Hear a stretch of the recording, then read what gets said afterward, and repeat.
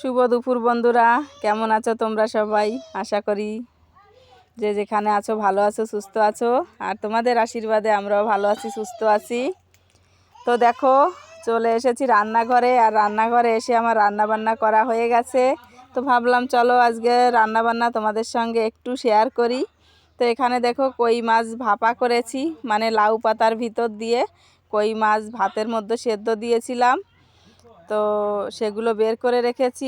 আর এখানে রয়েছে পালং শাকের তরকারি করেছি কই মাছ দিয়ে। আর চলো দেখাচ্ছি কি রান্না বান্না হয়েছে। আর এদিকে দেখো টক শাক রান্না করেছি, টক পালনের টক। তো দুপুরবেলা আজকে এগুলো দিয়েই খাওয়া দাওয়া হবে। এখানে রয়েছে ভাত, আর এখানে দেখো রয়েছে লাউ পাতা বাটা, যে পাতার মধ্যে মাছগুলো সেদ্ধ দিয়েছি, তো সেই পাতাগুলো বেটে রেখেছি। আর এখানে কই মাছগুলো আলাদা করে বের করে নিয়ে গরম মশলা টশলা দিয়ে দিয়েছি। আর এখানে তরকারিটা রয়েছে। তো এগুলো দিয়েই দুপুরবেলা এখন খাওয়া দাওয়া করব সবাই মিলে। তো দুপুরবেলার মেনুটা কেমন লাগলো তোমাদের সবার অবশ্যই কমেন্ট করে জানিও। ভালো লাগলে একটা লাইক করে দিও। তো চলো দেখা হচ্ছে নতুন সময় নতুন ভিডিওতে।